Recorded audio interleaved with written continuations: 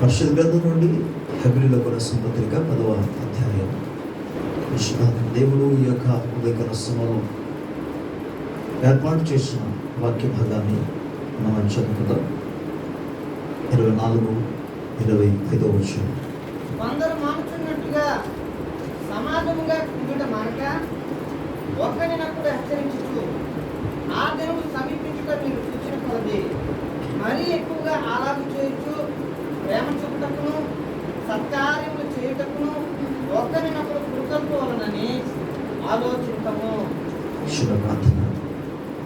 ప్రేమ కనికరం కలిగిన మా తండ్రి, నీ పరిశుద్ధమైన ఘనమైన గొప్ప నామానికి కృతజ్ఞతాస్తుతులను చెల్లిస్తున్నాను. ఉదయకాల సమయంలోని దివ్య వాక్యం ద్వారా మాతో మీరు మాట్లాడమని వినగల చెవులు గ్రహించగలిగిన హృదయాలు మాకు అనుగ్రహించమని అడిగించాను. అల్పుడను నీ పాదధుడిని తండ్రి, నీ దాసులను మీ సులోచన మీరు మరుగుపరిచి నీ ఆత్మాభిషేకంతో నింపి నీ దాసుని నోట నీ వాక్కొచ్చిన మీరు మాట్లాడండి. నీ ప్రజలైన మా అందరికీ వేరే చెవులు గ్రహించగలిగిన హృదయం అనుగ్రహించు. నీ ఆత్మ సహాయమును కోరిన కృప మీద ఆధారపడి నువ్వు నమ్మదగిన దేవుడు మనుషులను చెల్లించి యేసు ప్రభు నామములో అడిగి పొందుచున్నాము తండ్రి. ఆమేన్. దేవుని స్తోత్రం. హల్లెలూయా. ఉదయకాల సమయంలో త్రియొక్క దేవుడు తండ్రి, కుమారుడు, పరిశుద్ధాత్మ దేవుడు మనందరికీ గ్రహించే హృదయాన్ని, వినగలిగే చెవులు, సూచే కన్నులు అనుగ్రహించి నడిపించిన గాక. దేవుని స్తోత్రం. దేవుని బిడ్డలారా, ఈ ప్రపంచాన్ని కుదిపిస్తున్న ఇటువంటి భయానికమైన సందర్భంలో ప్రభు పేరిట ఇలాగ మనం కూడుకొని ఆరాధించడానికి ప్రభు అనుగ్రహించిన భాగ్యం బట్టి దేవునికి స్తోత్రం కలుగును. 42వ కీర్తన కానీ 84వ కీర్తన కానీ చదివితే అక్కడ కీర్తనకారులు దేవుని సన్నిధి కొరకు, దేవుని మందిరం కొరకు పడుతున్న బాధ, వేదన మీరు గమనించగలరు. అటువంటి సందర్భంలో ఇప్పటి వరకు కూడా అనేక మందిరాలు, దేవాలయాలు తెరవబడకుండా ఇంకా ఆన్లైన్లోనే ఆరాధిస్తున్న సందర్భాలు ప్రభు ఈ కృప మనకు అనుగ్రహించాలంటే మనం దేవునికి ఎంత అసలు కృతజ్ఞత చెల్లించి మొదలు మాట్లాడాలి. దేవుని స్తోత్రం కలుగుతుంది. రెండు విషయంలో ప్రభు మనకు ఏర్పాటు చేయబడిన దేవుని యొక్క వాక్యంలో నుండి ఈ యొక్క హెబ్రీయులకు రాసిన పత్రిక 10వ అధ్యాయం 24-25 వచనంలో ఇలా రాయబడింది. కొందరు మానుకొనుచున్నట్లుగా సమాజంలో కూడుట మానక ఒకరినొకడు హెచ్చరించుచు ఆ దినము సమీపించుట మీరు చూచిన కొలది మరీ ఎక్కువగా అలాగు చేయుచు ప్రేమ చూపుటకును సత్కార్యములు చేయుటకును ఒకరినొకడు పురికొల్పవలని ఆలోచించును. దేవునికి స్తోత్రం. ఈరోజు పరిశుద్ధాత్మ దేవుడు మన సంఘానికి అవసరమని చెప్పినాక వాక్య భాగం ఏంటంటే ఆ దినము సమీపించుచున్న కొలది. ఏ దినం? 2 రకాలుగా ఉన్న దినాలు. మొదటిది శ్రమల దినం లేదా శ్రమల కాలం. రెండవది దానిని ఆనుకొని ఉన్న, శ్రమల కాలమునకు ఆనుకొని ఉన్న, సమీపంగా ఉన్న, దగ్గర ఉన్న యేసుక్రీస్తు ప్రభు ఒక దినం, అనగా ఆయన రాకడ. ఆ దినమును సమీపించుచున్న కొలది అంటే ఆయన రాకడ సమీపముగా ఉన్నది అన్నప్పుడు, లేకపోతే శ్రమ దినాలు, లేకపోతే ప్రతికూలమైన దినాలు, ఒకే కష్టకరమైన దినాలు సమీపించుచున్నది అన్నప్పుడు మనము వ్యక్తిగత జీవితంలో ఏ విధంగా నడుచుకోవాలి? ఫస్ట్ ఇయర్కి వచ్చింది, దేవునికి స్తోత్రం, ప్రభు బలలో మనం బాల్యవలసలవుతాం. ఇది కాదు గొప్ప విషయం. ఆయన దినాన్ని సమీపిస్తుండగా, లేకపోతే ఆ భయంకరమైన దినములు సమీపిస్తుండగా మనం ఏం చేయాలి? అసలు బైబిల్ గ్రంథం ఏమంటుందంటే, ఇక్కడ పరిశుద్ధాత్ముడు అంటాడు, ఆ దినము సమీపించుచున్నది కనుక నంబర్ 1 మీరు చేయవలసింది ఏంటంటే, కొందరు మానుకొంచున్నట్లుగా మీరు మానకుండా ఆధ్యాత్మిక కోణంలో చేయవలసిన ప్రతి కార్యక్రమంలో కూడా మీరు కొనసాగించాలి. దేవుని స్తోత్రం. ఇంకా పరిశుద్ధాత్మ దేవుడు ఏమంటాడంటే, మరి ఎక్కువగా అలాగూ చేయించు. స్తోత్రం. అంటే ఆ దినము సమీపించుచున్నది కనుక ఆ దినము కొరకు, లేకపోతే రాబోతున్న విపత్తుకరమైన దినముల నుండి మనం తప్పించబడి యేసుక్రీస్తు ప్రభువారి యొక్క రాకడను మనం ఎదుర్కొన్నట్లుగా పరిశుద్ధ గ్రంథం మనకేం చెప్తుందంటే మనము మానక మరి ఎక్కువగా చేయాలి. ఏం చేయాలి? సమాజముగా కూడుకోవాలి. దేవుని స్తోత్రం. గమనించండి, మనము మీకు అనేక పర్యాలు చెప్పాము, దేవుని యొక్క మందిరములో ప్రభు దేవుని మందిరం కాదు, ఏ స్థలమైనా కావచ్చు, ఒక కొండల్లో కావచ్చు, లోయలో కావచ్చు, ఒక మైదానంలో కావచ్చు, మందిరంలో అయినా కావచ్చు, ప్రభు పేరట కూడుకున్నప్పుడే ప్రభు అక్కడికి వస్తాడు. దేవుని స్తోత్రం. ఎందుకంటే ఆయన వాగ్దానం చేశాడు, ఎక్కడ 2-3 నా నామములో కూడి ఉంటారో నేను అక్కడ ఉందును అని ప్రభు చెప్పాడు. దేవుని స్తోత్రం. దానికి రుజువుగా మీకు జ్ఞాపకం చేస్తాను. క్రొత్త నిబంధనలో దానికి రుజువుగా లేఖనాలు జ్ఞాపకం చేస్తాము.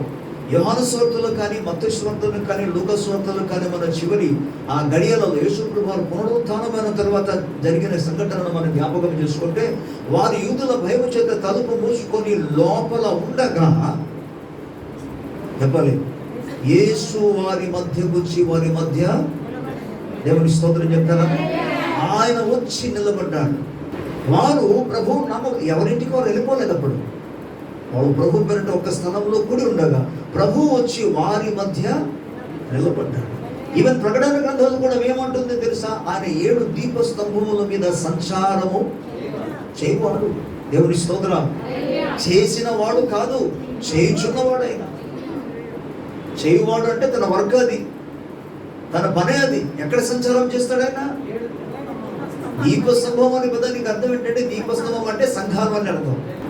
సంఘమునకు దూతలు అనగా దైవజనుడు అని అర్థం. దూతలు అన్న దైవజనులు, నక్షత్రం అన్న దైవజనులు. కానీ ఇక్కడ దీపస్తంభముల మధ్య అంటే సంఘముల లోపల, సంఘముల మధ్య ఆయన సంచారము చేస్తున్నాడు. అంటే ఎక్కడ? 3 సంఘాలు ఉన్నాయి, అన్ని సంఘాలని సంచారం చేయడు. ఆయన పేరట, ఆయన నామమును బట్టి ఎక్కడైతే కూడుకుని సంఘముగా ఉంటారో అక్కడ ప్రభువు సంచారము చేస్తాడు. అక్కడికి ఆయన వస్తాడు. దేవుని స్తోత్రం. కనుక దేవుని వాక్యం అంటుందంటే, మీరు ఈ విధముగా ఆ దినము సమీపించుతున్న కొలది కొందరు మానేస్తున్నారు. ప్రతికూలమైన పరిస్థితిని బట్టి మానేస్తున్నారు. వారికి ఉన్న కష్టాలను బట్టి లేదా శ్రమను బట్టి కొంతమంది మానేస్తారు. కొంతమంది ఆ సౌకర్యాన్ని బట్టి మానేస్తారు. కానీ ఏమంటాడు తెలుసా? పరిశుద్ధాత్ముడు అంటాడు, ఎవరు ఏ విధంగా మానేసినా మీరు ఏమాత్రం కూడా మరణానికి వెళ్ళలేదు. కానీ ఏం చేయాలంట? మరీ ఎక్కువగా, ప్రభుకి స్తోత్రం చెప్పాలి, మరీ ఎక్కువగా మనం కూడుకోవాలి. ఈరోజు వాక్యం వింటుండగా, దేవుడు నీతో మాట్లాడుతుండగా, అసలు దేవుని సన్నిధానంలో కూర్చుంటున్నావా?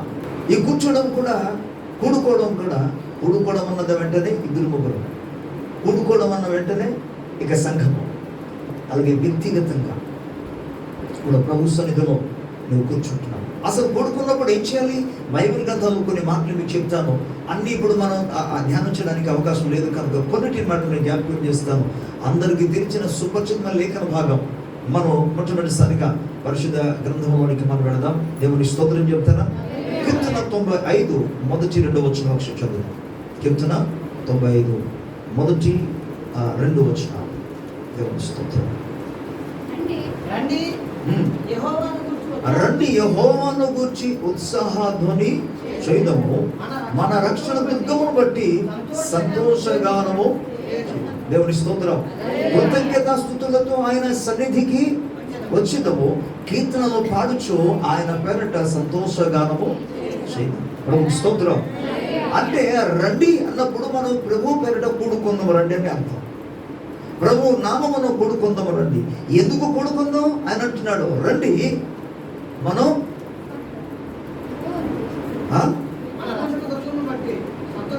రండి యెహోవాను గురించి ఉత్సాహధ్వని. అంటే కూడుకున్నప్పుడు ఏం చేయాలి? యెహోవాను గురించి, యేసుక్రీస్తు ప్రభువును గురించి ఉత్సాహధ్వని చేయాలి. మన రక్షణ దుర్గమును బట్టి సంతోషగానము.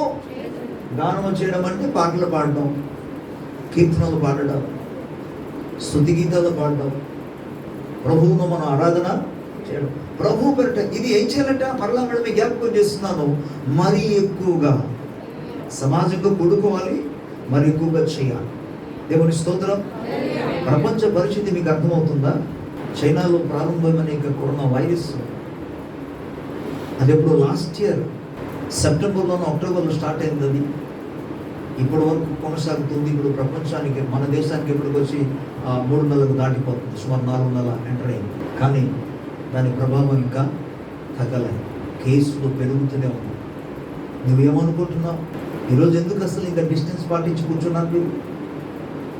ఎందుకు అసలు మాస్క్ తప్పకుండా ధరించుకోవాలని చెప్పబడుతుంది? షడలింపును ఇచ్చి వదిలిన వెంటనే కేసులు పెరిగిపోయాయి. ప్రజల్లో ఒక జాగ్రత్త అనేది లేదు. దేవుని బిడ్డలారా, ఇది ఈ విధంగా ఉంటుండగా అసలు నిన్నటి దినాన్ని అసలు వైజాగ్ డిస్ట్రిక్ట్లో ఎన్ని కేసులు వచ్చిందో మీకు తెలుసా? వైజాగ్ డిస్ట్రిక్ట్లో ఒక డిస్ట్రిక్ట్లో అన్ని కేసులు రావడం అంది మన ఆంధ్ర రాష్ట్రంలో ఇది ఫస్ట్ టైం. 102 కేసులు వచ్చాయి నిన్న ఒక్క రోజుకే. ఎంత అసలు భయం ఉందా? ఏంటి కరోనా వైరస్ గురించి భయం కాదు నేను మాట్లాడేది. దేవుని భయం ఉందా నీకు? ఇది ఇలా జరుగుతుందంటే అర్థం ఏంటి? ఆ దినము సమీపిస్తుంది ఇవన్నీ కూడా సూచనలు కదా. అసలు దేవుని భయం నీకు ఉందా? దేవుని భక్తి అసలు నీలో ఉందా?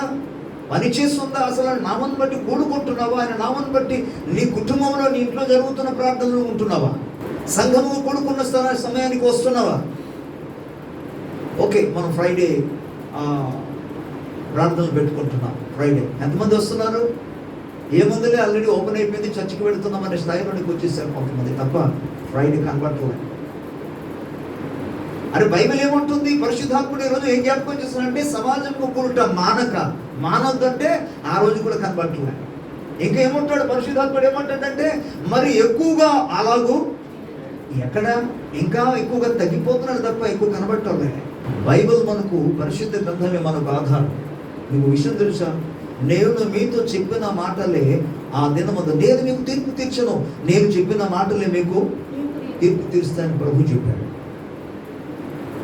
ఈరోజు చెప్పిన మాటలు, ప్రభు చెప్తున్న మాటలు నువ్వు ప్రక్కన తోసేస్తే, పెడచెవి పెడితే ఏముందిలే అని నువ్వు అనుకుంటే తర్వాత నరకానికి వెళ్తావు. ఇందులో సందేహం లేదు. ఎంత చెప్తాడు దేవుడే? నువ్వు హృదయాన్ని కానీ మార్చుకోకపోతే నీ అంతము భయంకరంగా ఉంటుంది. అట్టి స్థితిలోనికి ఎవరు కూడా రాకూడదు అని దేవుని యొక్క ఉద్దేశం. అందుకే ప్రేమతో పదే మాట్లాడుచున్నాడు ఆయన. స్తోత్రం. అందుకే సమాజంలో కూడుకొని ప్రభు నామమును బట్టి మనం పాటలు గానము చేయాలి, ఉత్సాహాన్ని చేయాలి. మన రక్షణ దుర్గమును బట్టి మనం సంతోషగానము చేయాలి ప్రభు సన్నిధిలో. స్తోత్రం. మీకు విషయం తెలుసా?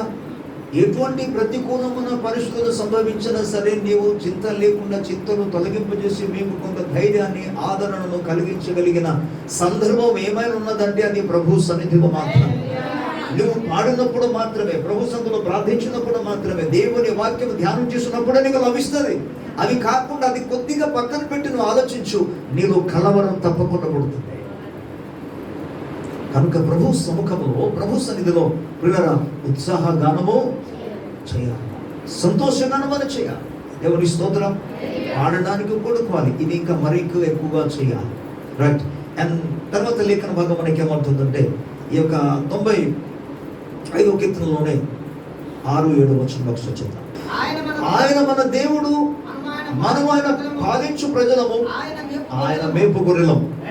రండి నమస్కారము చేసి సాగిలపడదము. మనలను సూచించిన యెహోవా సన్నిధిని మోకరించి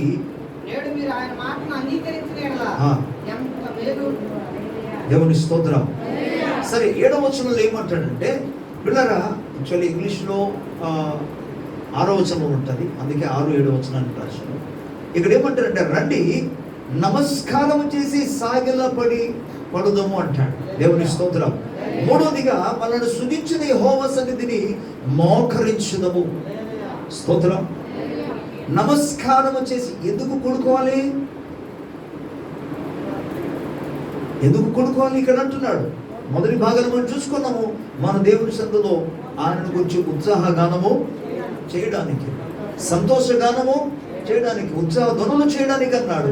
ఇప్పుడు ఏమంటున్నాడంటే ఆయన సన్నిధిలో మనం నమస్కారము చేయడానికి, సాగిలపడడానికి, ఆయన సన్నిధిని మోకరించడానికి. స్తోత్రం. To bow down before him and to worship him. English లో అంటాడు టు వర్షిప్ హిమ్. ఆయన్ను ఆరాధన చేయడానికి. ఎందుకు కూడుకోవాలి మనం? అసలు ఆరాధన చేయడానికి ఆ టైంలో వస్తున్నావు. ప్రభువుని గురించి పాడడానికి సమాజం కూడుకున్నప్పుడు, సంఘం కూడుకున్నప్పుడు, కుటుంబ సభ్యులు కూడుకున్నప్పుడు వస్తున్నావా? అక్కడ కూర్చుంటున్నావా? లేకపోతే నీ పనిలోనే ఉంటున్నావా? కొంతమంది ఇంట్లో పని అయితే, మరికొంత ఒక తెగకు చెందిన వాళ్ళు ఉన్నారు, పని పట్టలేదు కానీ రారు. అసలు దేవుడు తీర్పు తీరుస్తాడు. యేసు ఒక మాట అన్నాడు, నేను కానీ మీకు చెప్పని ఎడల మీకు పాపం జరిగి ఉండేది కాదు. నేను ఇప్పుడు చెప్పేశాను, నేను నీతో చెప్పవలసింది చెప్పేశాను. చెప్పిన తర్వాత నువ్వు వినలేదు కాబట్టి, దాని ప్రకారం నడవలేదు కాబట్టి తీర్పులోనికి వస్తావు. మీరు పాపం చేసిన వారు అవుతారు. ఏంటి పాపం అంటే?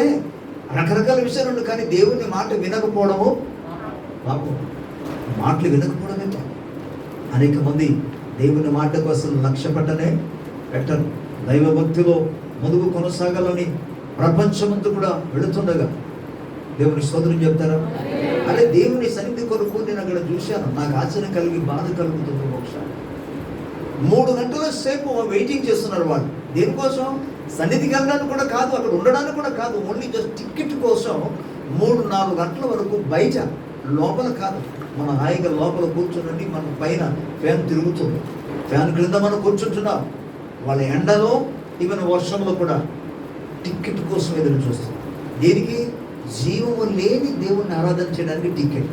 మనం చూశాను, నేను బయటికి వెళ్ళి వస్తుండగా ఇంకొక బేచ్ ఉన్నారు. ఆ బేచ్ అలా ఉంటాడు, ఇంకొక బేచ్. ఆ బేచ్ వర్షం పడుతున్నా సరే మాస్కులు ఉన్నా లేకపోయినా పర్లేదు. మరి కొంతమంది అంతా తెలివి అంటే హెల్మెట్ వేసుకొని లైన్లో నిలబడుతున్నారు. హెల్మెట్ ఎక్కడ అవసరం? బైక్ డ్రైవ్ చేసినప్పుడు. కానీ అది కాదు, షాప్కి వెళ్ళినప్పుడు కూడా హెల్మెట్ వేసుకొని లైన్లో ఉన్నారు దగ్గర. అది కూడా నేను చూసినప్పుడు వర్షంలో. ఆ విషయాలు వాడిని చూసినప్పుడు కాదు, అది ఆ దృశ్యాన్ని చూసినప్పుడు నా హృదయంలో బాధ కలుగుతుంది. వర్షంలో కూడా తడిచి వారు నిలబడుతున్నారే. ఒక పూటకు ఒక కొద్ది క్షణం కొరకు ఆనందాన్ని కలిగించే వాటి కొరకు డబ్బులు ఖర్చు అయిపోయి ఒక క్షణం ఆనందం ఇస్తుంది వాళ్ళకి. అరే, దేవుని వాక్యము, దేవుని సన్నిధి ఎల్లడ తెలుసా? ప్రభు చెప్పలేదా? మరియ ఉత్తమమైన దానిని అది ఆమె వద్ద నుండి అది తీసివేయబడదన్నాడు. భూమి ఆకాశంలో గతించిపోవచ్చు, ఏదైనా గతించిపోవచ్చు, కానీ నా మాటలు ఎన్నడూ. పేతురు ద్వారా మాట్లాడుతూ అంటాడు, సర్వ శరీరులు గడ్డిలు కొని ఉన్నారు, కానీ దేవుని వాక్యము నిరంతరము. అరే, నిరంతరం నిలిచి దేవుని వాక్యము కొరకు మనం ఎంత ప్రయాసపడాలి. స్తోత్రం. ప్రభు సన్నిధిలో ప్రియులారా, ఇక్కడ మనం చూసినట్టుగా దైవ వాక్యం కొరకు ప్రభువును ఆరాధన చేయడానికి మనం కూడుకోవాలి. Praise the lord. హల్లెలూయా. ప్రభు సన్నిధిలో పాడడానికి మనం కూడుకోవాలి. ప్రభువును గురించి గానము చేయడానికి మనం కూడుకోవాలి. ఆ దినము సమీపించుతున్న కొలది మరి ఎక్కువగా మనం ఈ యొక్క పాటలలో, ఆరాధనలో, దేవుని స్తోత్రం, ఆయనను స్తుతించుటలో, ఆయన సముఖంలో మోకరించుటలో, ఆయన ఎదుట ఆయన ఎదుట సాగిలపడడం అనగా ఆరాధన చేయడం. ఆయనకు ఆరాధన చేయడానికి మనం కోరుకోవాలి. ఇది జరుగుతుందా? బ్రతుకు మార్చుకుంటావా? లేకపోతే నీ ఇష్టానుసారంగా జీవిస్తావా? అరే, పరిస్థితులు ఈ విధంగా, దినాలు ఈ విధంగా మారిపోయిందే.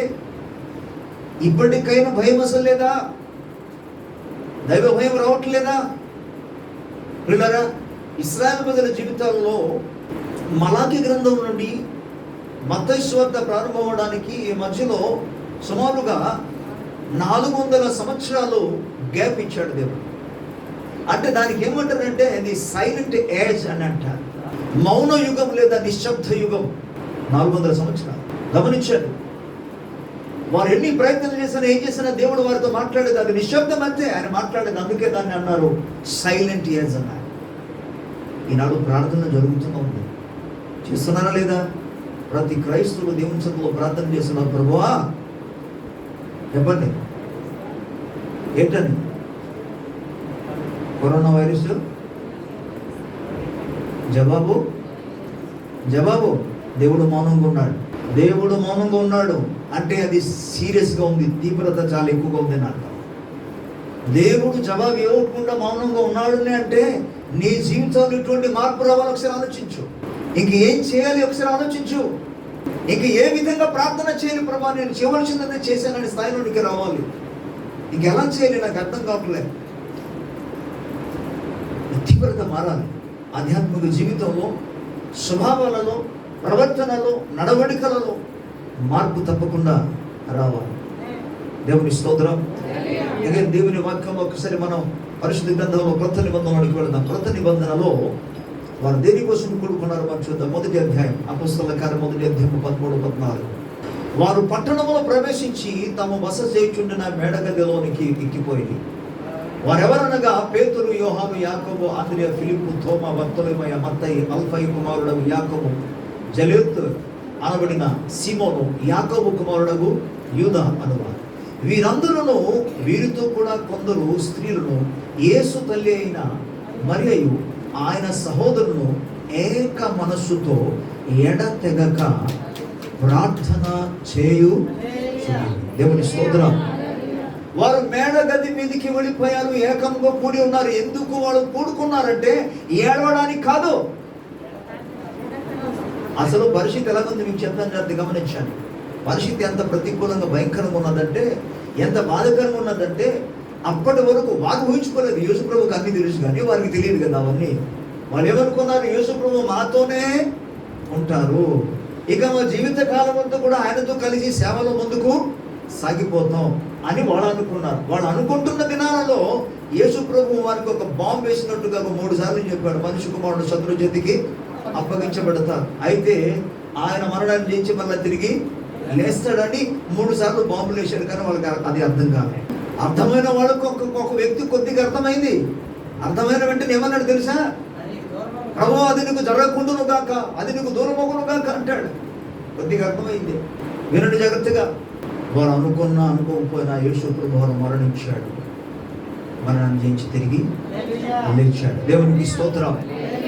ఇప్పుడు విషయం ఏంటంటే, వారితో పాటు ఉంటాడు అనుకున్న యేసు ఇప్పుడు లేడు. ఇటువంటి పరిస్థితులు వాళ్ళు ఏం చేశారు? వారు మేడగది మీదకి వెళ్ళి ఏకంగా కూడి ఏక మనస్సు కలిగి ఎడతెగక వాళ్ళు ప్రార్థన. ప్రభుకు స్తోత్రం చెప్పాలి. అంటే వాళ్ళు ప్రార్థన చేయడానికి ఒక స్థలంలో, ప్రతికూల పరిస్థితుల్లో, దుఃఖకరమైన సమయంలో, బాధకరమైన సమయంలో, ఎన్నడూ ఊహించలేని ఒక పరిస్థితి జరిగినప్పుడు వారందరూ కూడి ప్రార్థన. సో సమాజంగా కూడుకున్నప్పుడు ఏం చేయాలి చెప్పాలి అందరూ? ప్రార్థన. ఈ ప్రార్థన కొందరు మనసినట్టుగా కాకుండా మరీ చెప్పాలి అందరూ, మరీ ఎక్కువగా ప్రార్థన చేయాలి. కొద్ది రోజుల నుండి, రోజులు కాదు నెలల నుండి ప్రభు మహాకృప వలన యేసు రక్తం ఒక ప్రాయశ్చిత్తాన్ని వేడుకుంటూ చెప్తున్నాను. ప్రార్థన జరుగుతుంది ఫోన్లో, కాన్ఫరెన్స్ కాల్. కొంతకాలం కొంతమంది ఉత్సాహంగా వచ్చారు. ఆ తర్వాత ఫోన్లు చేస్తున్నా 2-3 సార్లు 4 సార్లు వరకు చేసే వరకు ఎత్తటం లేదు. అంటే ఏమైంది ఇప్పుడు చెప్పాలి? ప్రార్థన స్థాయి, ఆ ఉత్సాహము, ఆ ఉద్యమం ఏమైంది? కానీ పరిశుద్ధాత్ముడు అంటాడు మరి వీళ్ళందరూ కూడుకొని ఏం చేస్తున్నారు? ఏకముగా కూడి ఏక మనసు కలిగి ఎడతెగక వారు కూడుకుని ప్రార్థన చేస్తారు. మీరు సమాజంగా కూడటం మానకుండా, అలాగే ప్రార్థన చేయడం మానకుండా మరీ ఎక్కువగా. ప్రభుకు స్తోత్రం చెప్తారా గట్టిగా? హల్లెలూయా. ఇలా మనకందరికీ సుపరిచితమైన లేఖన భాగాన్ని మీకు చెప్పడానికి ఆశిస్తున్నాను. దేవుని స్తోత్రం. 2వ అధ్యాయం 42. వీరు అపొస్తలుల బోధయందును సహవాసమందును రొట్టె విరుచుటయందును ప్రార్థన చేయుటయందును ఎడతెగక ఉండిరి. దేవుని స్తోత్రం. వీళ్ళు ఏం చేస్తున్నారు? వినండి. బోధ అంటే వాక్యము. గమనించండి. రొట్టె విరుచుట అనే దానికి ఆధ్యాత్మికంగా చాలా అర్థాలు ఉన్నదని చెప్పి ఒకవేళ దైవ సేవకులు వాక్యానికి సూచించొద్దు. కానీ అక్షరానుసారంగా రొట్టె విరుచుట అంటే రొట్టె విరుచుటే అది. అక్కడ ఉన్న మాట మీకు ఉన్నట్టు చెప్తున్నా. ఇంకొకటి డిస్కషన్ అవసరం లేదు. అదా అది కాదండి, నాకు అసలు అవసరం లేదు డిస్కషన్. నేను ఒకటే చెప్తున్నాను, అక్కడ ఉన్నది. ఎందుకంటే బోధ అన్న వెంటనే దేవుని వాక్యము, సహవాసము, రొట్టె విరుచుట అనగా ప్రభువు వల్ల. అక్కడ చెప్పింది అది అసలైన అర్థం. దానికి ఏదైనా రకాలుగా ప్రభు వాళ్ళకి ప్రేరేపించిన కొలది ఏ విధంగా బోధించవచ్చు. బట్ ఎగ్జాక్ట్గా అక్కడ ఉన్నది ఉన్నట్టుగా రొట్టె విరుచుట అనగా రొట్టె విరుచుటే. బట్ అక్కడ ఏమన్నాడంటే అపోస్తలుల బోధ. దేవుని స్తోత్రం. వారు ఏం చేస్తున్నారు? దేవుడు అపోస్తలుల ద్వారా అప్పగించినాక బోధను వారు అందులో నిలిచుండి ఎడతెగక వారు కొనసాగుతున్నారు. దేవుని స్తోత్రం. అంటే నీవు నేను నేటి దినాల్లో ఉన్న సంఘం కూడా ఏం చేయాలి? మరి ఎక్కువగా అపోస్తలుల బోధనతో నిలకడగా ఉండాలి. నిలకడగా ఉండాలి బోధనలు, లేదా వాక్యమందు మనం నిలకడగా ఉండాలి. వాక్యమందు మనం నిలకడగా ఉండాలి. వాక్యమును అందుకే మనం చదవాలి. వినండి, ప్రార్థన వాక్య ధ్యానం రెండు రకాలుగా ఉంది.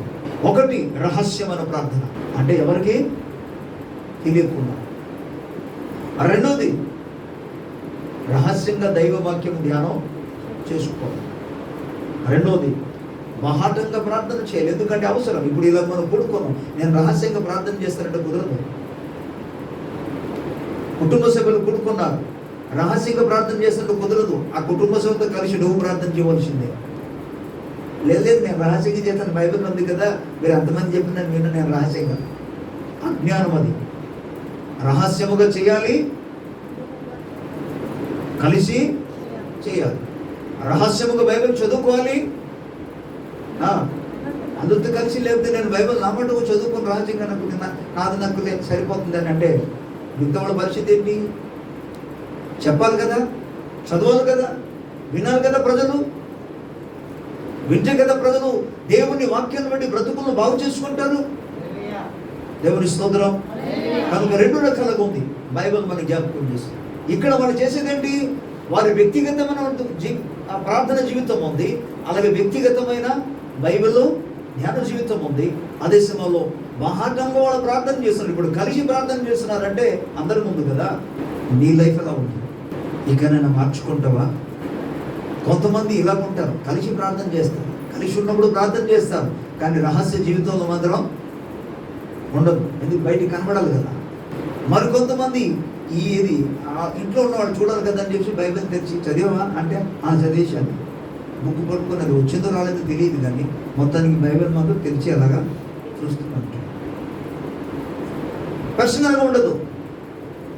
నేను మీకు చెప్పే విషయం ఏంటంటే పర్సనల్గా ఉండాలి, ఓకే, మహాటంగా కూడా ఉండాలి. దేవుని స్తోత్రం చెప్తారా? హల్లెలూయా. సో వారు కొనసాగించారు, ప్రార్థనలో కొనసాగారు, బోధను అనగా దేవుని వాక్యమందు కొనసాగారు. సహవాసము, మరలా గ్యాదరింగ్ వచ్చేది, ఫెలోషిప్. డిస్టెన్స్ పాటించైనా సరే మనం సహవాసం తప్పకుండా చేయాలి. ఇది బైబిల్ యొక్క పద్ధతి. బైబిల్ పద్ధతిని ఆచరించి ఎవ్వడు కూడా నష్టపడదు, కానీ బైబిల్ను అనుసరించిన వారు బ్రతుకుతారు. దేవుని స్తోత్రం. అందుకే అంటాడు, బైబిల్ చెప్తుంది, నా మాటలు మీరు విన్నలా మీరు బ్రతుకేదరు అంటాడు. ప్రభు మాటలు వింటే బ్రతుకుతారు, కానీ ఆ వాక్య ప్రకారంగా జీవిస్తే అనుసరిస్తే బ్రతుకుతారు, కానీ వారికి ఎన్నడూ కూడా నష్టము కలగదు. అందుకే సహవాసం, ఆయన బాబు వెళ్తే ఏమైపోదు, డిస్టెన్స్ పట్టింది ఎందుకంటే మీరు వచ్చి, అందుకే ఫ్యామిలీ కాబట్టి నాకు, నా బిడ్డ కాబట్టి నా దగ్గర నేను ఉంటున్నాను. నేను ఇట్స్ మై ఫ్యామిలీ. మిగతా వాళ్ళ దగ్గర డిస్టెన్స్ పాటించి చాలు. డిస్టెన్స్ పాటించి ఫెలోషిప్ని, సహవాసాన్ని కొనసాగించు. ప్రభుకు స్తోత్రం. గట్టిగా హల్లెలూయా చెప్దామా? అండ్ దెన్ దేవుని లేఖనంలో మరో మాట నేను జ్ఞాపకం చేస్తాను. అక్కడ వారు సహవాసములు, అపొస్తలుల బోధనందు సహవాసముందు, రొట్టె విరుచుటందు ప్రార్థన ఎలాగున్నారు? ఏడాదిగా. స్తోత్రం. సో కొందరు మానుకున్నట్టుగా మానకుండా ఇవన్నీ కూడా మనం తప్పకుండా చేయాలి. స్తోత్రం. నేను 46వ వచనం ఒకసారి చదువుకున్నాను. మరియు వారు ఏక మనస్కులై ప్రతిదినము దేవాలయంలో తప్పక కూడుకొనుచు, ఇంటింట రొట్టె విరుచుచు, దేవుని స్తుతించుచు ప్రజలందరి వలన దయ పొందిన వారైరి. దేవునికి స్తోత్రం. హల్లెలూయా. వారందరూ ఏక మనస్కులై ప్రతిదినము దేవాలయంలో తప్పక కూడుకుంటున్నారట. ఇంటింటి ఏం చేస్తున్నారు? రొట్టె విరుస్తున్నారు. అంటే ఒక విధంగా చెప్పండి, ఇక మనం అసలు ప్రభు బలను నెలకు ఒకసారి తీసుకుంటున్నాం. ఆది సంఘం అయితే ప్రతిరోజు. ప్రభుకి స్తోత్రం చెప్తారా? ప్రతిదినం తీసుకుంటే నేను మంచిదంటారా కాదంటారా?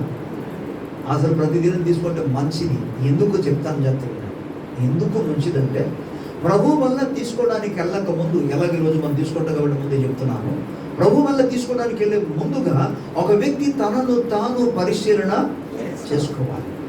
తనలో దేవుని చిత్తానికి ప్రతికూలమైనది, వ్యతిరేకమైనది, విరోధమైనది ఏమైనా ఆ దుష్టత్వం కానీ, చెడుతనం కానీ, ఎటువంటి అవిధేయత కానీ, నిర్లక్ష్య స్వభావం కానీ, లేకపోతే ఎటువంటి అపరాధము కానీ, లేదా దోషము కానీ, పాపము కానీ ఏమైనా ఉంటే దాన్ని పరిశీలన చేసి ఒప్పుకొని విడిచిపెట్టి అప్పుడు యేసు రక్తము చేత కడగబడి మనస్సక్తి శుద్ధి చేయబడినప్పుడు ప్రభు బలలో సమీపించబడతారు.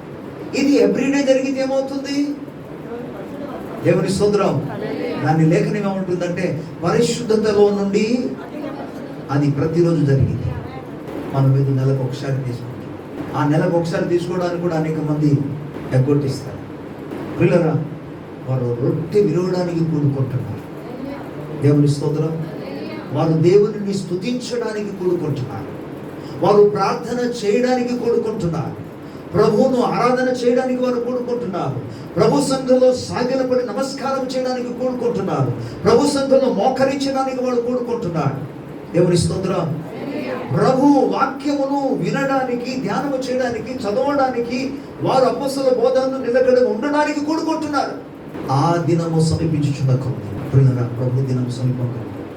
అందుకే మనం అనుదిన జీవితాల్లో వీటిని మనం అనుసరించినప్పుడు మనం ధైర్యముగా ప్రభు రాజ్యంలో ప్రవేశించడానికి అవకాశం కలుగుతుంది. ప్రభుకి స్తోత్రం కలుగును గాక. హల్లెలూయా. సో అట్టి కృప ప్రభు మనందరికీ అనుగ్రహించును గాక. ఆమేన్. Praise the lord.